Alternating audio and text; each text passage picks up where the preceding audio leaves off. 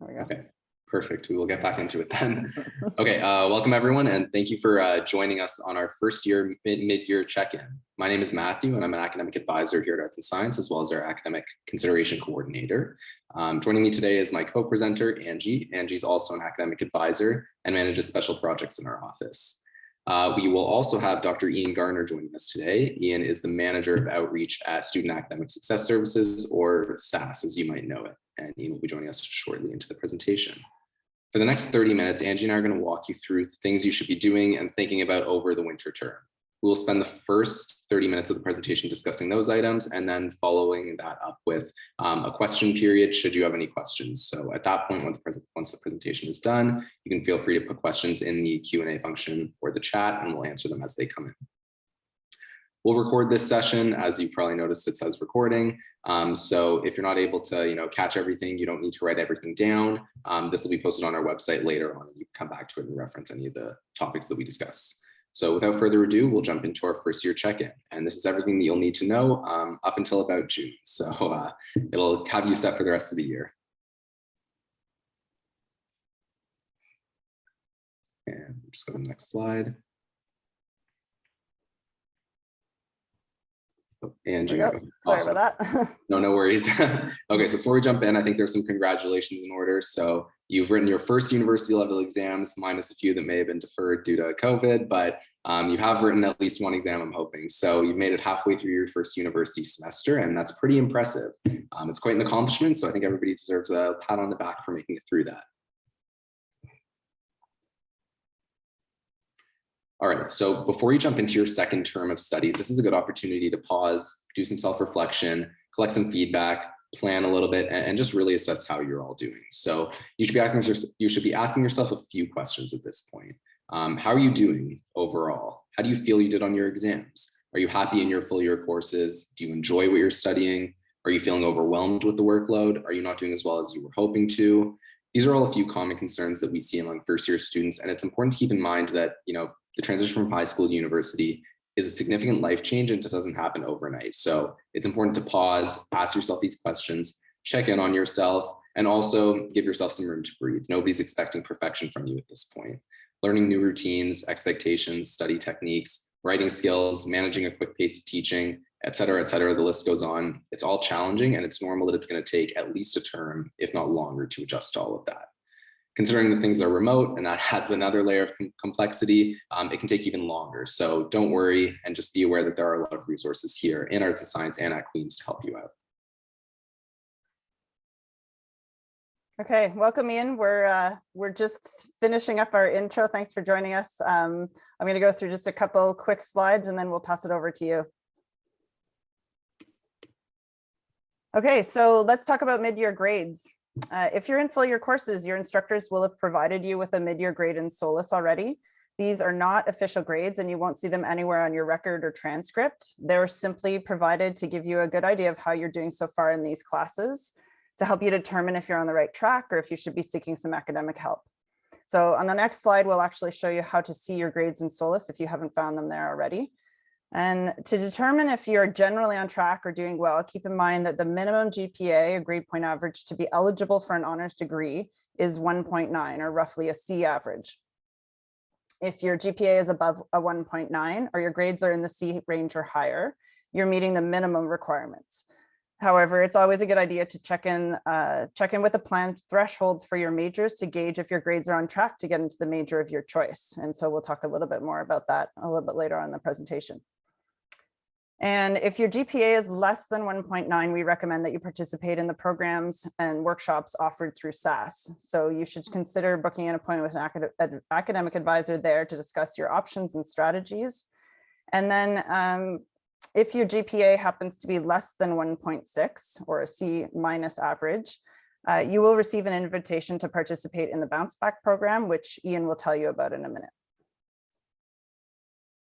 So how to find those grades? You can find them in SOLAS by logging into your student center. And then if you just look at all the numbers in red, you'll be able to see the steps. So first you're going to select grades from the drop-down menu, choose the fall term, and you should see tabs for both final grades and mid-year grades, as well as your cumulative GPA so far. You should review your grades before classes start. Well, they've already started, so hopefully you've had a chance to review your grades. And it's important to remember that life and other stressors can definitely impact your academics. It's a lot to adjust to your first year in university, not to mention all the disruptions we've had due to the pandemic. So you may need to make some adjustments to improve your grades and meet your academic goals. Well, how are you going to do that? I'm going to turn things over to Ian, who's going to tell you a little bit more about the services in SAS and the Bounce Back program. Perfect. Well, thank you for having me today, everybody. I'm very happy to be here.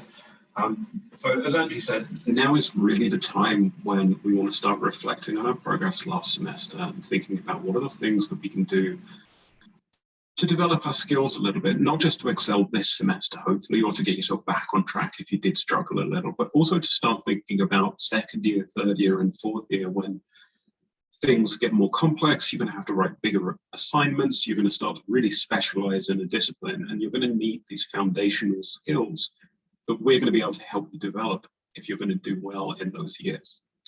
So we have all sorts of things we can offer, and the way that I would start is if you visit our website, which is sass.queensu.ca, you will find basically 3 areas that we can help you with. The first is this: online guides and resources. So if you haven't seen these yet, but you know that, for example, my time management was all over the place. I really struggle with focus or motivation or procrastination, or maybe I struggle to make sense of classes. If you look at those online resources, you'll find some lovely little written texts, things that you can access right now to just go and brush up, get a few quick tips. There is also an excellent resource on test anxiety, and I know that because Angie helped write it a couple of years back. The second area that we have is, and this is really great if you feel you need a bit more support, but also if you're just feeling a bit isolated this semester. I know we're all back at home, or you're kind of in residence, but we're all learning online, and it's really hard to do well if you feel like you're alone in your studies. So come and join us at workshops. We have study events, study groups running throughout the semester, and all these workshops, open access, drop in. Many of them are led by our professional staff, but I would say probably the majority are run by our upper year volunteers. So if you want to talk to a third year student, a fourth year student who's a good student, but has maybe been through some of the ups and downs that you're going through right now about your note taking, your time management, your organization, all of these different skills, this is a great way to do that. The last thing I am begging you to use, because it is this phenomenal sort of gold-plated premium service that is there for you, is come and book our individual appointments. You can bring your writing, your projects, your drafts, your outlines, your bullet pointed half ideas, your blank laptop screens, your assignment instructions that you have no idea what to do with. You can come and work with us on developing schedules. You can come and talk about your particular procrastination or anxiety issues. And I think I was actually chatting to some of the folks from Student Wellness Services earlier. It would be great if you're worried about school, and if you're anxious about school, don't think that you necessarily have to go to wellness, right? We're a good first point for this as well. And we can help you kind of navigate the web of services that exist at the university. I know these things are always being thrown at you. There's a service for this and a service for that and a service for something else. But we're in this really nice little unit. We have friendly and expert staff. They're full of PhDs and master's degrees. They're real experts in what they do, and they will be able to help you get better. They're there to listen to you and to work with you wherever you're at. The last thing actually we offer in the individual appointments is English language support. So if you're not a native English speaker, whether you are an international student or whether you've been in Canada for 5 years or 10 years, but you feel like you want to improve your English skills, we can help with that as well. Now, in terms of Bounce Back, so Bounce Back is an invitation-only program, so look out for the invitation in your inbox. If your GPA is 1.6 or lower, we will get you out an invitation in the next, hopefully in the next few days. I don't have the list of people to invite yet, but fingers crossed Angie and her team are working on that behind the scenes. I know they've only just got the grades up on Solus. And this is a really neat program. If you do get an invite, please say yes. It's a great chance to be paired with one of our upper year students to discuss your academic progress, again, to kind of develop that sense of connection and community while you're working online. And the students who enroll in this program tend to have really, really good outcomes and tend to do much better than students who choose to turn the program down. So on that point, I think I'll stop, except to say, do you want me to take questions now, Angie, or do you want me to just stick around to the end and then we'll take questions? I don't mind. We're planning to have questions at the end. We have a very small number, I think, who'll be joining us live. So it's Okay. up to you. No, great. Let's wait to the end then. That's fine by me. Okay. All right. Thanks. Okay. Thank you, everybody. That was great to hear all those details, and hopefully we've got a few students who will be inspired to look into some of those awesome services and take advantage of the strategies that can help them build. So let's move on to some other suggestions for some non-academic support that is available to students. The academic consideration, Matt's part of that team. We mentioned that earlier. If you are experiencing extenuating circumstances that are interfering with your ability to manage your courses, you can reach out to our academic consideration team. The other area that is helpful for support is academic accommodation through QSAS, or accessibility services. So if you have a learning disability or other more chronic mental or physical health challenges, you can connect with QSAS to find out if you're eligible for academic accommodations. Student Wellness offers a range of services, including medical appointments and counseling and much more. So you can find out more about these services. We just wanted to give you a sort of a broad overview of a few of the other services. And you can book an appointment to meet with one of our academic advisors if you want to learn a little bit more, if you think that one of these areas might be helpful to you, or you can do a search to review the information on their various websites. Some other great services and resources offered at Queen's. We have the, for international students, they can get additional support through QUIC, our international center. Banry offers support for women, in particular those with children. The Faith and Spiritual Life Office hosts regular online events to help students connect as a community. And we also have 4 Directions that offers Indigenous informed advising and counseling, as well as various virtual events. So what's next? Well, if you feel your grades aren't where you would like them to be, it's really important for you to do some reflecting to figure out why. So it could be that you don't enjoy the class you're taking, so you weren't feeling motivated. It could be that the class is simply a poor fit for your skill set and strengths. Or it could be that you have some personal challenges that are affecting your grades. Whatever the case, please reach out for support if you need some guidance. We are definitely here to help. Remember that if you feel a class is just a bad fit for you, there is still time to swap it and take something different. You can make changes to your winter term schedule up to January 21st. Just remember that if you drop a full year class, you won't receive any credit for the work you did in the fall term. And you'll be short 3 units at the end of the year, which you'll have to catch up on at some point later on or in the summer. So just make sure that you're taking courses as well that are going to lead to the potential major that you're hoping to pursue. Okay, so speaking of majors, let's talk about how to select one. We actually have let's see, we have, starting in February, we're going to introduce you to plan selection, or in other words, choosing your major. So to help with this decision, ASIS Career Services and the Faculty of Arts and Science are holding Majors Night. That's on Thursday, February 10th from 4 to 7 p.m. and it's via Brazen. It's a virtual platform. This is a virtual event designed to give you an opportunity to meet students and instructors from the majors you're interested in to see what they are like and ask some questions. We'll also run some mini webinars to explain how plan selection works, what degree options you can choose from, as well as add-ons like internships, certificates, exchanges abroad, and other exciting opportunities. So this really is a must-attend event. It's full of lots of great information.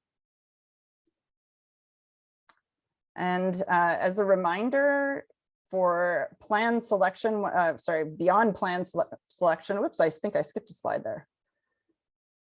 Sorry, Majors Night, here we are, plan selection.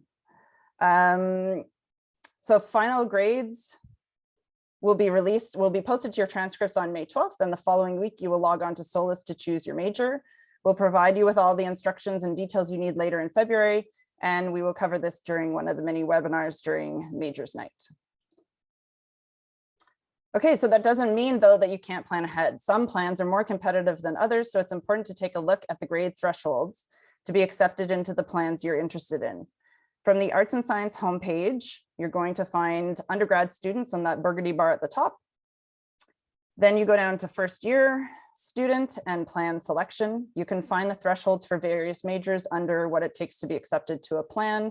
So this is just a little glimpse of what those pages will look like. And so right now you'll actually see last year's thresholds posted. We will update this information before majors night at the beginning of February. So let's take a closer look at how to read the plan threshold charts. Okay, so once you click on that specific area that you are hoping to pursue as your major, in the first column, you'll find the different plan options in that subject area. So major, specialization, minor, and so on. For most plans, you'll find thresholds for both automatic acceptance and the pending list. As you scan across, you will see the cumulative GPA and course or courses that are required, as well as the grades needed in each course that need to be met. So it's important to note that some plans do not have automatic acceptance, and so all students who submit a request for that plan will be reviewed by the department for acceptance. And this is just an example of the criteria to be eligible for the pending list for a plan. So you can see this one in particular has 2 courses required, the Chem 112, and then we have Math 121 or Math 120 as well. All right, some important dates. Make sure to mark these dates into your planner. You can also find a link to the list of important dates on the Arts and Science homepage. So if you find that little calendar icon on the homepage, you'll be able to click on the important dates to find all the dates that are important for you to keep in mind and add to your calendar. And now I'm going to actually pass it back over to Matt to just wrap us up here. Yeah, thank you, Angie. So as we've mentioned, we have a ton of resources available and in place to help you if you feel like you need some more help in general or just with some of the topics that we've discussed today. If you're unsure of where to go, we recommend starting with our peer advisors who are always happy to help our first year students. So as you can see in this picture, appointments are available to be booked through our website. And lastly, never forget that your professors and your TAs are also available to provide guidance should you need support from them as well. All right, so as we mentioned earlier, this brings us to the end of our presentation. We've set aside a bit of time at the end for questions, should there be any. But that being said, our contact information is also up here. So if you can't think of your questions right now, but they come up later on, we're still available to help if you should need.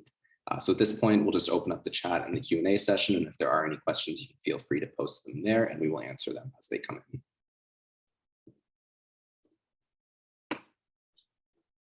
I'm not seeing any questions in the chat at the moment. Might give a few minutes. See if anyone has anything.